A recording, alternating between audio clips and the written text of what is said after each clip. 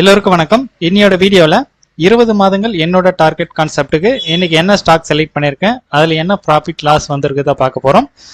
Bank Nifty ஃபியூச்சரில் என்ன trend வந்திருக்கு, அதை பேஸ் பண்ணி என்ன ஆப்ஷனில் ட்ரேட் பண்ணியிருக்கேன், அதில் என்ன ப்ராஃபிட் லாஸ்ன்றதையும் பார்த்துக்கலாம். அதுக்கு முன்னாடி ஒரு விஷயத்த சொல்லணும். ஏஞ்சல் புரோக்கிங்கில் நான் ஒரு சேனல் பார்ட்னர், அதே போல் நார்த் ஈஸ்ட் புரோக்கிங்கில் ஆத்தரைஸ் பர்சன். நான் பார்த்தீங்கன்னா இந்த ரெண்டு பிளாட்ஃபார்மில் தான் இப்போதைக்கு நான் ட்ரேட் பண்ணிட்டு இருக்கேன். இன்னைக்கு ஏஞ்சல் ஒன்ல டெக்னிக்கல் இஷ்யூ காலையில் ஒரு 10 மணிக்கு பார்த்தீங்கன்னாக்கா எந்த ஒரு போர்ட்டலும் ஒர்க் ஆகலை. அதாவது போர்ட்டல் அப்படின்னாக்கா மொபைல் ஆப்பு, அதே போல் டெஸ்க்டாப்பு, வெப்சைட்லையும் சரி, இந்த 3 போர்ட்டலுமே 10 மணிக்கு க்ளோஸ் ஆகிடுச்சு. அதுக்கப்புறம் ஓப்பன் ஆகலை. இப்போ 10 மணிக்கெலாம் பார்த்தீங்கன்னாக்கா எனக்கு எல்லாமே ஆப்ஷன் வந்து கால் ஆப்ஷன் எடுத்து வச்சிருந்தேன். எல்லா ஆப்ஷனுமே ஓப்பனில் இருக்கு. ஸ்டாப் லாஸும் போடலை, அதே போல் டார்கெட்டும் போடலை. டார்கெட் போடலாம் பிரச்சனை இல்லை, ஸ்டாப் லாஸ் மெயினாக போடணும், ஸ்டாப் லாஸும் போடலை.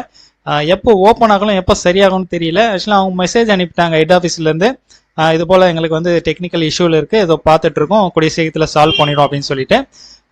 பட் ஆனால் பொசிஷன் வச்சிருக்கிறேன் நமக்கு தான் தெரியும். ஸோ ஒவ்வொரு நிமிஷமும் ஏற்றம் இறக்கம் வரும்போது ஓகே வெயிட் பண்ணி பார்க்கும்போது கரெக்டாக 12 மணிக்கு தான் கிளியர் ஆயிடுச்சு.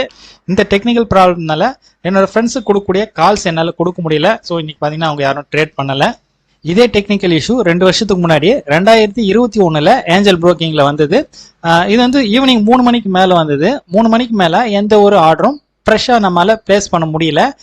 நான் என்ன பண்ணிட்டேன்னு பார்த்தீங்கன்னாக்கா, ஸ்டாப் லாஸ் ஆர்டர் இருந்தது எல்லாமே சரி இதாச்சும் கேன்சல் ஆகுதா அப்படின்றதுக்காக கேன்சல் பண்ண, அது மட்டும் கேன்சல் ஆயிடுச்சு. ஆனால் ஃப்ரெஷ்ஷாக எந்த ஒரு ஆர்டர் பிளேஸ் பண்ண முடியல. இன்ட்ராடே பொசிஷன்ஸ் தான். அப்போ இண்டஸ்இண்ட் பேங்க் எனக்கு நல்ல ஞாபகம் இருக்கு. இண்டஸ்இண்ட் பேங்க் ஒரு 3 லட்ச ரூபாய் வேல்யூக்கும் எனக்கு ஷார்ட்ல இருந்தது இன்ட்ராடேவில். பட் ஆனால் 3.18க்கு, அதாவது 3.15லேருந்து 3.18க்குள்ள ஆட்டோ ஸ்கொயர் அப் ஆகணும். எந்த ஒரு கம்பெனிலுமே அந்த இன்ட்ராடே பொசிஷன் ஆட்டோ ஸ்கொயர் அப் ஆகிடும். பட் ஆனால் 3.15 3.20 வரைக்குமே ஆட்டோ ஸ்கொயர் அப் ஆகலை. கம்பெனி கான்டாக்ட் பண்ணி கேட்கும் போது டெக்னிக்கல் இஷ்யூ ஆயிருக்கு, கிளியர் பண்ணிடலாம் அப்படின்ற மாதிரி சொன்னாங்க. பட் ஆனால் அது க்ளோசிங் வரைக்கும் எனக்கு பொசிஷன் வந்து கிளியரே ஆகலை, ஷார்ட்ல தான் இருந்தது. இண்டஸ்இண்ட் பேங்க் 480ல 3 லட்ச ரூபாய்க்கு நான் ஷார்ட் போயிருக்கேன் ஈக்விட்டியில. பட் ஆனால் பொசிஷன் வந்து இன்ட்ராடே பொசிஷன் வந்து ஸ்கொயர் அப் ஆகலை, ஷார்ட்ல இருக்கு. மறுநாள் எனக்கு இண்டஸ்இண்ட் பேங்க் ஒரு 8% கேப் அப்ல ஓபன் ஆகுது. கிட்டத்தட்ட பாத்தீங்கன்னாக்கா ஒரு 530லேருந்து 540 ரூபாய் அந்த ரேஞ்சில் ஓப்பன் ஆகுது. இப்போ பொசிஷன் வந்து ஷார்ட்ல இருக்கு, கிளியர் பண்ணி ஆகணும். ஆஃபீஸில் கேட்கும்போது நீங்கள் எதுவுமே பண்ணாதீங்க, எங்களோட சைடில் நாங்கள் கிளியர் பண்ணிடுறோம் அப்படின்ற மாதிரி சொல்லியிருந்தாங்க. இருந்தாலும் பார்த்தீங்கன்னாக்கா அன்னைக்கு ஈவினிங்கே பார்த்தீங்கன்னா இந்த ஷார்ட்டுக்கான பெனால்ட்டி கிட்டத்தட்ட ஒரு 40,000 ரூபாய், அதாவது 37,000 சம்திங் நினைக்கிறேன், டெபிட் ஆகிடுச்சு. இமிடியேட்டாக நான் என்ன பண்ணேன்னு பார்த்தீங்கன்னாக்கா, அன்னைக்கு ஒர்க் ஆகலை இல்லைங்களா, டெக்னிக்கல் இஷ்யூ வந்து அன்னைக்கே நான் ஆர்டர் பிளேஸ் பண்ணுறது எல்லாமே ரிஜெக்ட் ஆகுது. அது எல்லாமே ஸ்க்ரீன்ஷாட் எடுத்து வச்சுருந்தேன். ஸோ இதையும் பார்த்தீங்கன்னாக்கா எல்லாமே எடுத்து சேவ் பண்ணி வச்சுருந்தேன். இது பிளஸ் எனக்கு டெபிட் ஆன அந்த இதெல்லாம் வச்சு மெயில் போட்டிருந்தேன். இது போல் வந்து இன்ட்ராடே பொசிஷன் பாருங்க, இது வந்து உங்களோட செயல், உங்களோட ப்ராப்ளம். ஸோ அதனால வந்து எனக்கு டெபிட் பண்ணியிருக்கீங்க, ஸோ இது வந்து ரெக்கவர் பண்ணி கொடுக்கணும் அப்படின்னு நான் மெயில் போட்டேன். நான் மட்டும் இல்லை, என்னோட கிளைண்ட்ஸ் எல்லாமே கிட்டத்தட்ட ஒரு 8லேருந்து 9 பேர் இருந்தாங்க. எல்லாமே அந்த வேல்யூக்கு தான், அதாவது 3 லட்சம் 5 லட்சம், ஸோ அது மாதிரி வேல்யூக்கு தான் பார்த்தீங்கன்னாக்கா எல்லாமே போட்டிருந்தாங்க.